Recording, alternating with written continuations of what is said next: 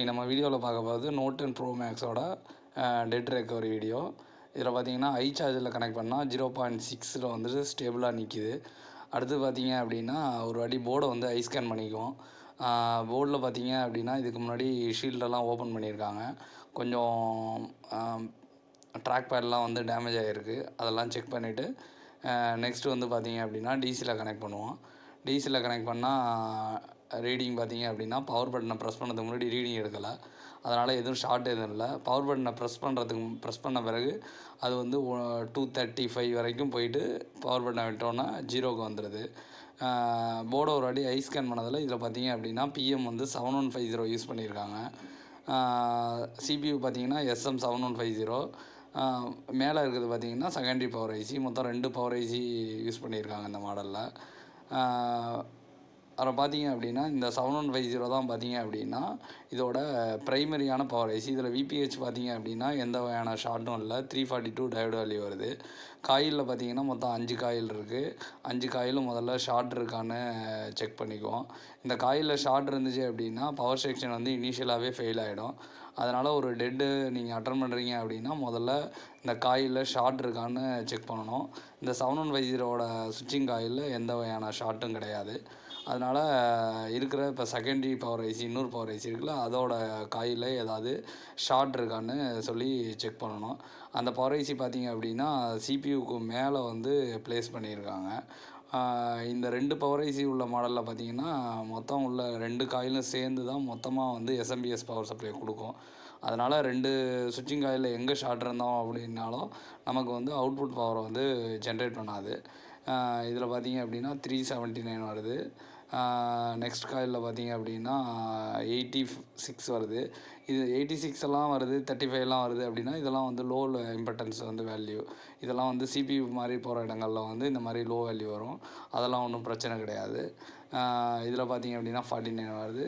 இந்த காயிலில் பார்த்தீங்கன்னா கம்ப்ளீட்டாக 00 வருது.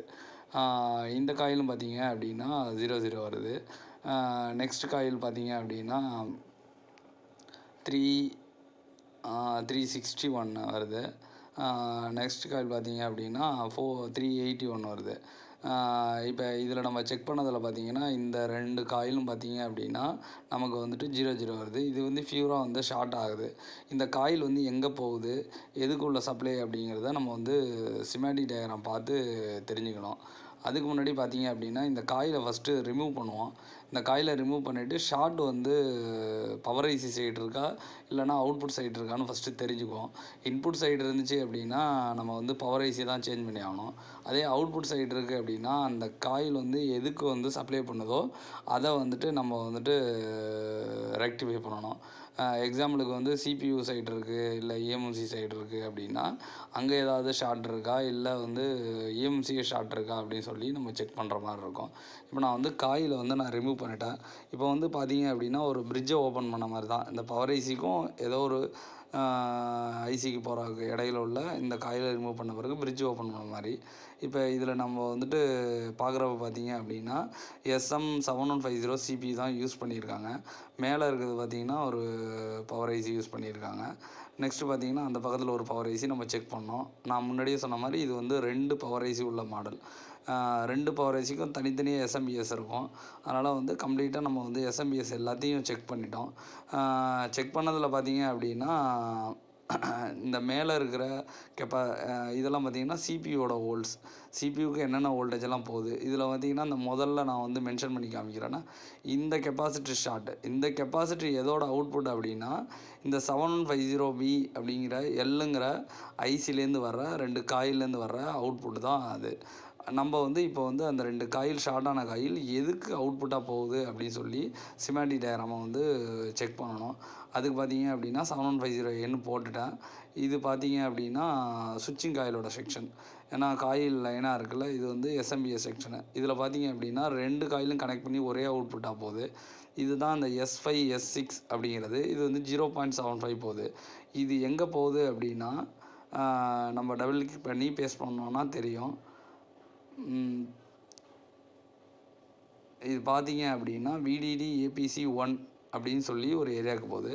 இது பார்த்தீங்கன்னா SM7150ஓட முக்கியமான வோல்டேஜ். இப்போ வந்து ஷார்ட் இருக்குது, அந்த ஷார்ட் வந்து பிஎம்லேயும் இருக்கலாம், இல்லைனா வந்து சிபியூலையும் இருக்கலாம். இது ஆல்ரெடி வந்து சிபியூ வந்து ஒர்க் பண்ணியிருக்காங்க, அதனால் இது சிபியூ இருக்கிறதுக்கான வாய்ப்புகள் இருக்குது. இருந்தாலும் நம்ம வந்து செக் பண்ணி தெரிஞ்சுக்குவோம், இன்புட் சைடில் வந்து ப்ராப்ளம் இருக்கா, அவுட்புட் சைடில் ப்ராப்ளம் இருக்கான்னு.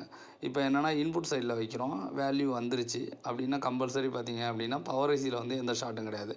இப்போ அவுட்புட் சைடு பார்க்குறோம், கண்டிப்பாக வந்து 0 வருது, கண்டிப்பாக அவுட்புட் சைடில் வந்து ஷார்ட் இருக்குது.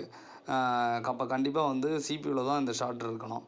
இப்போ நம்ம என்ன பண்ணுறோம் அப்படின்னா சிபியூ வந்து ரிமூவ் பண்ணணும். இப்போ சிபியூ ரிமூவ் பண்ணுறதுக்கு பார்த்தீங்கன்னா என்கிட்ட இருக்கிற ப்ளோயர் பார்த்தீங்கன்னா 861. இதில் பார்த்தீங்க அப்படின்னா 300 தான் வச்சுருக்கேன். ஏன் அப்படின்னா இது ஆல்ரெடி வந்து சிபியூ ஒர்க் பண்ணியிருக்காங்க, அதனால் இது வந்து லோ டெம்பரேச்சர் வச்சாலே சிபியூ வந்து ரிமூவ் ஆகிடும். நான் அதனால் இந்த டெம்பரேச்சர் வச்சுருக்கேன். இதை க்ளீன் பண்ணுறதுக்கு பார்த்தீங்கன்னா நான் விக்கு எடுத்து யூஸ் பண்ணிக்கிறேன். ஏன் அப்படின்னா டேரெக்டாக சால்டரிங் அயனை வந்து யூஸ் பண்ணல, ப்ளோ பண்ணியே வந்து க்ளீன் பண்ணுறேன். ஏன்னா இது வந்து ஆல்ரெடி ஒர்க் பண்ணியிருக்காங்க, இதை ஆல்ரெடி விக்கே யூஸ் பண்ணி கொஞ்சம் ட்ராக் பேடு வந்து கொஞ்சம் டேமேஜ் ஆகிருக்கு. மேற்கொண்டு நானும் சால்டரிங் அயனை இது யூஸ் பண்ணி தேய்க்கிறப்ப இன்னும் கொஞ்சம் டேமேஜ் அதிகமாகலாம். அதனால் விக் மெத்தட் கொஞ்சம் சேஃபுங்கிறதுனால நான் வந்து டேரெக்டாக ப்ளோ பண்ணி க்ளீன் பண்ணிக்கிறேன். இந்த மெத்தடில் வந்து டேமேஜ் ஆகிறதுக்கான வாய்ப்பு வந்து கொஞ்சம் கம்மி. அதுமாரி க்ளூ இருக்குது அப்படின்னா நீங்கள் வந்துட்டு சால்டரிங் அயனை யூஸ் பண்ணி தான் ஆகணும். இது ஆல்ரெடி வந்து ஒர்க் பண்ணதுனால அவங்க க்ளூவெல்லாம் ரிமூவ் பண்ணிட்டாங்க. அதுமாரி நீங்கள் க்ளீன் பண்ணும்போது சுற்றி ஏதாவது காம்பனண்ட் ஏதாவது மிஸ் ஆகுதான்னு பார்த்துக்குங்க. இப்போ எனக்கு ஒரு ரெசிஸ்டர் மிஸ் ஆச்சு, நான் திரும்பவும் உடனே நான் அலைன் பண்ணி வச்சுட்டேன். ஏன்னா ஒரு ரெசிஸ்டர் மிஸ்ஸுன்னா கூட சிபியூ வச்ச பிறகு பார்த்தீங்க அப்படின்னா ஹேங் ஆன் லோகோவில் நிற்கும், சில ஃபோன் வந்து ஆன் ஆகாது. அதனால் சுற்றி இருக்கிற சிபியூ சுற்றி இருக்கிற ஒவ்வொரு காம்பனண்ட்டும் ரொம்ப முக்கியமான காம்பனண்ட். அதனால் எதையும் வந்து மிஸ் பண்ணிடாதீங்க. க்ளீன் பண்ணிவிட்டு ஒரு வாட்டி செக் பண்ணிக்கங்க, காம்பனண்ட்ஸ் எதுவும் மிஸ் ஆகிருக்கா, பேடில் வந்து ஏதாவது பிளாக் டாட்ஸ் இருக்கா, ஏதாவது பேட்ஸ் வந்து டேமேஜ் ஆகிருக்கான்னு சொல்லிட்டு ஒரு வாட்டி நல்லா ஐ ஸ்கேன் பண்ணிக்கங்க. இப்போ பார்த்தீங்க அப்படின்னா நம்ம வந்துட்டு சிபியூ ரிமூவ் பண்ணிட்டு செக் பண்ணோம். இப்போ பார்த்தீங்கன்னா 361 வேல்யூ வருது. இப்போ வந்து ஷார்ட் ரிமூவ் ஆகிடுச்சு. ஒன்று ஓஎல் வரணும், இந்த சப்ளை வேறு எங்கேயோ போகிறதுனால அந்த ஐசியோட வேல்யூவை எடுத்துக்குது. இப்போ நமக்கு வந்து ஷார்ட் வந்து கம்ப்ளீட்டாக ரிமூவ் ஆகிருக்கு. இப்போ நம்ம சிபியூ வச்ச பிறகு நமக்கு அதே ஷார்ட் வந்து வந்துருச்சு அப்படின்னா ஷார்ட் வந்து சிபியூவில் இருக்குது, நம்ம சிபியூ வந்து சேஞ்ச் பண்ணுற மாதிரி இருக்கும். இப்போ பார்த்தீங்க அப்படின்னா நம்ம வந்துட்டு சிபியூவை க்ளீன் பண்ணிக்கலாம். இப்போ நம்ம வந்துட்டு ஷார்ட் வந்து பால்ஸ்னால் க்ரியேட் ஆகிருந்துச்சு அப்படின்னா நம்ம சிபியூ வந்து ப்ராப்பராக ரீபால் பண்ணி வைக்கும்போது நமக்கு ஓகே ஆகிடும். இந்த 2 ஆப்ஷன் தான். பால்ஸ் வந்து ஜாயின் ஆகியிருந்தால் தான் நம்ம இந்த ஃபோனை வந்து ரெடி பண்ண முடியும். நம்ம சிபியூ க்ளீன் பண்ணுறதுக்கும் அதேமாதிரி விக் மெத்தடே யூஸ் பண்ணிக்கிறேன், ப்ளோ பண்ணியே க்ளீன் பண்ணிக்கிறேன். ஏன் அப்படின்னா சால்டரிங் அயன் இதுலேயும் யூஸ் பண்ணியிருப்பாங்க, அதனால் நான் அந்த மெத்தடை யூஸ் பண்ணி நான் வந்து க்ளீன் பண்ணிக்கிறேன். இதில் பார்த்தீங்க அப்படின்னா நான் யூஸ் பண்ண ஃப்ளக்ஸ் பார்த்தீங்க அப்படின்னா UV559 மெக்கானிக்கோட பேஸ்ட் வந்து யூஸ் பண்ணியிருக்கேன். இந்த பேஸ்ட்டு வந்து பார்த்திங்கன்னா விஜிஓ ஒர்க்குக்கு நல்லாயிருக்கும். நீங்களும் அந்த பேஸ்ட்டை யூஸ் பண்ணிக்கங்க. அதேமாரி விக்கும் பார்த்தீங்க அப்படின்னா நல்ல குவாலிட்டியான விக்கை வந்து யூஸ் பண்ணுங்கள். நார்மல் விக்கில் பார்த்தீங்க அப்படின்னா நீங்கள் இந்த மாதிரி கட் பண்ணி விக்கு வச்சு க்ளீன் பண்ண முடியாது. நீங்கள் ப்ளோ பண்ணும்போதே அது வந்துட்டு தனித்தனி லேயராக வந்து பிரிஞ்சிடும். உங்களால் வந்துட்டு ட்வீசரை வச்சு பிடிச்சி க்ளீன் பண்ணுறதுங்கிறது ரொம்ப கஷ்டம்.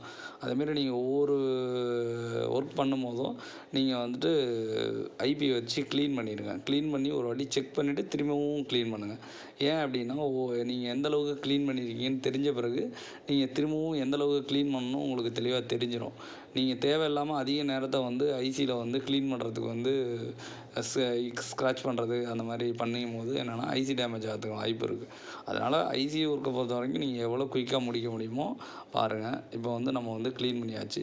அப்புறம் இதில் பார்த்தீங்க அப்படின்னா சிபியூ பண்ணுறதுக்கு கரெக்டான ஸ்டென்சில்ஸை வந்து யூஸ் பண்ணுங்கள், யூனிவர்சலில் பண்ணாதீங்க. ஏன் அப்படின்னா நம்ம கரெக்டான ஸ்டென்சில்ஸை பண்ணும்போது தான் நமக்கு வந்து பர்ஃபெக்டான ரிசல்ட் கிடைக்கும்.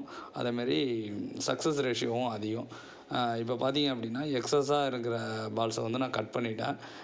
கட் பண்ணிவிட்டு நம்ம இந்த மாதிரி பண்ணும்போது நமக்கு வந்து ஒரு ஈவனான பால்ஸ் வந்து கிடைக்கும். அதனால் என்னென்னா நான் வந்துட்டு கட் பண்ணிட்டு பண்ணுறேன். இப்போ நெக்ஸ்ட் டைம் வந்து நீங்கள் கட் பண்ணிவிட்டு திரும்ப ஒரு தடவை அப்ளை பண்ணி நீங்கள் கட் பண்ணுங்கள். இதில் வந்து ஈவனாக கட் ஆகிற வரைக்கும் நீங்கள் வந்து பிபிடி அப்ளை பண்ணி நீங்கள் கட் பண்ணலாம். சிங்கிள் டேக்கில் வர எல்லாமே கட் ஆகிடுச்சு அப்படின்னா சிங்கிள் டேக்லேயே வந்து உங்களுக்கு ஐசி ரீபால் ஆகிடும். இல்லை எனக்கு வந்து கட் பண்ணும்போது எனக்கு அன்ஈவனாக வருது அப்படின்னா நீங்கள் 2-3 டைம் பண்ணுறது கூட தப்பு கிடையாது. இது ரீபால் பண்ணுறதுக்கு பார்த்தீங்க அப்படின்னா நான் வந்து 280 ஏர் வந்து 50 வச்சுக்கிறேன். டீசர் பார்த்தீங்க அப்படின்னா ரொம்ப வந்து ப்ரெஸ் பண்ணி பிடிக்காதீங்க. ரொம்ப ப்ரெஸ் பண்ணி பிடிச்சிங்க அப்படின்னா பால்ஸ் வந்து அதுலேருந்து வெளியே வர்றதுக்கான வாய்ப்பு இருக்குது. அதனால் என்னென்னா ஸ்டென்சில்ஸ் நகராமல் இருக்கிறதுக்கு நீங்கள் வந்து பிடிச்சிக்கோங்க. இப்போ வந்து ரீபால் வந்து கம்ப்ளீட் ஆகிடுச்சு. இப்போ நம்ம கட் பண்ண பிறகு பார்த்தீங்க அப்படின்னா ஈவனாக வந்து கட் ஆகுது. இப்போ ஒரு தடவை நம்ம ப்ளோ பண்ணிவிட்டு நம்ம எடுத்து ஃபோனில் வந்து ஃபிக்ஸ் பண்ணலாம். ஃபிக்ஸ் பண்ணுறதுக்கு முன்னாடி பார்த்தீங்க அப்படின்னா ஒரு தடவை வந்து ஐசியை வந்து நல்லா வாஷ் பண்ணிக்கங்க. பால்ஸ் எல்லாம் ஈவனாக இருக்கா, எல்லா பால்ஸும் கரெக்டாக க்ரியேட் ஆகிருக்கா அப்படின்னு பார்த்துக்குங்க. அதுமாதிரி ஸ்டென்சில்ஸை வந்து யூஸ் பண்ணும்போது ஸ்டென்சில்ஸை வந்து பெண்ட் பண்ணிடாதீங்க. பெண்ட் பண்ணிட்டீங்க அப்படின்னா அந்த ஸ்டென்சில்ஸை வச்சு அடுத்த தடவை பண்ணும்போது ஒரு ஈவனானது கிடைக்காது. இப்போ வந்து கொஞ்சோண்டு ஃப்ளக்ஸ் அப்ளை பண்ணி பால்ஸை வந்து ஈவன் ஆக்கிக்கிங்க. இப்போ பால்ஸ் ஈவனான பிறகு ஒரு வாட்டி வந்து க்ளீன் பண்ணிவிட்டு பால்ஸை வந்து ஒரு ஐ ஸ்கேன் பண்ணிக்கங்க. பால்ஸ் எல்லாம் கரெக்டாக வந்திருக்கா என்ன அப்படின்னு சொல்லிட்டு ஒரு வாட்டி நீங்கள் வந்து செக் பண்ணிவிட்டு ஃபிக்ஸ் பண்ணுங்கள். இப்போ பார்த்தீங்க அப்படின்னா கொஞ்சம் எனக்கு பேடு வந்து டேமேஜ் ஆகிருச்சு. அதனால் கொஞ்சம் யூவி மாஸ்க் போட்டு பிரிச்சுருக்கேன். ஃப்ளக்ஸ் பார்த்தீங்க அப்படின்னா கொஞ்சமாக அப்ளை பண்ணிக்கங்க. நான் அப்ளை பண்ணுறதுக்கு முன்னாடி கொஞ்சம் ஹீட் பண்ணிக்கிட்டேன். ஹீட் பண்ணோம் அப்படின்னா கொஞ்சம் ஃப்ளக்ஸை நீங்கள் வந்து அப்ளை பண்ணுறப்ப அது மெல்ட் ஆகி கொஞ்சம் ஈவனாக வந்து நம்ம அப்ளை பண்ணுறதுக்கு ஈஸியாக இருக்கும். அதனால் கொஞ்சோண்டு நான் ஃப்ளக்ஸ் அப்ளை பண்ணி நான் வந்து ஸ்ப்ளிட் பண்ணி விட்டுக்கிட்டேன். இப்போ பார்த்தீங்க அப்படின்னா மைல்டாக ஹீட் பண்ணிவிட்டு ஐசியை வந்து நம்ம வந்து ப்ளேஸ் பண்ணலாம். ஐசியை ப்ளேஸ் பண்ணுறதுக்கு முன்னாடி கரெக்டாக அந்த 4 கார்னர்லையும் இருக்கா அப்படின்னு சொல்லி ஒரு வாட்டி நல்லா செக் பண்ணிக்கோங்க. ஏன் அப்படின்னா நம்ம வந்துட்டு சிபியூ ரீபால் பண்ணி ஃபிக்ஸ் பண்ணுறதுங்கிறது ஒரு பெரிய ப்ராசஸ்ஸு. நீங்கள் ஒரு சின்ன தப்பு பண்ணிட்டால் கூட நீங்கள் திரும்பவும் அந்த வேலையை திரும்பி பண்ணுற மாதிரி இருக்கும். ஒரு 1/2 ஹவர்லேருந்து 1 ஹவர் வரைக்கும் உங்களுக்கு அதுக்கான நேரம் வந்து வேஸ்ட் ஆகும். திரும்பவும் பேடு க்ளீன் பண்ணணும், ஐசி க்ளீன் பண்ணணும். க்ளீன் பண்ணும்போது பேடோ இல்லை ஐசியோ டேமேஜ் ஆகிறதுக்குனா வாய்ப்பு இருக்குது. அதேமாரி இது பார்த்தீங்க அப்படின்னா இது பக்கத்துலேயே வந்து இஎம்எம்சி இருக்குது. அதனால் கம்பல்சரி இஎம்எம்சியை வந்து க்ளோஸ் பண்ணிவிட்டு அந்த வேலையை பாருங்கள். இல்லை அப்படின்னா நீங்கள் சிபியூ பண்ணும்போதே என்னென்னா இஎம்எம்சி வந்து டிடெக்ட் ஆகாமல் போயிடும். நீங்கள் திரும்பவும் அதை வந்து ஒர்க் பண்ணுற மாதிரி ஆகிடும். அதனால் இஎம்எம்சியோ யூஎஃப்எஸோ சிபியூ பக்கத்தில் இருக்குது அப்படின்னா கம்பல்சரி அதை வந்துட்டு டஃப்லான் டேப் போட்டு க்ளோஸ் பண்ணிவிட்டு யூஸ் பண்ணுங்கள். அதேமாரி ப்ளோயரை வந்து அந்த பக்கம் அடிக்காமல் வந்து வேறு சைடில் வந்து அடிக்க முடியும்னா அது பெஸ்ட்டு. அந்த மாதிரி அடித்தா கூட ஓகே தான். இப்போ வந்து ஐசி வந்து ஃபிக்ஸ் ஆகிட்டு அதனால் ஒரு வாட்டி வந்து டேப் பண்ணி பார்க்குறேன். கரெக்டாக வந்து இப்போ ஐசி வந்து அதோடய பொசிஷனுக்கு வருது. இப்போ பார்த்தீங்க அப்படின்னா சிபியூ ஒர்க் கம்ப்ளீட் ஆகிடுச்சு.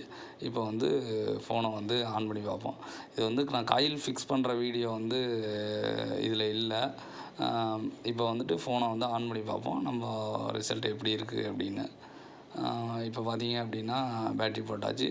ஃபோன் வந்து ஆன் ஆகிடுச்சு ஃப்ரெண்ட்ஸ். நீங்களும் வந்து நோட் 10 ப்ரோ வந்து டெட்டு வந்துச்சு அப்படின்னா நீங்கள் காயிலெலாம் செக் பண்ணிவிட்டு ப்ராப்பரான மெத்தடை யூஸ் பண்ணி நீங்கள் சிபி ரீவால்வ் பண்ணுங்கள். ஓகே ஆகிடும். Thanks friends.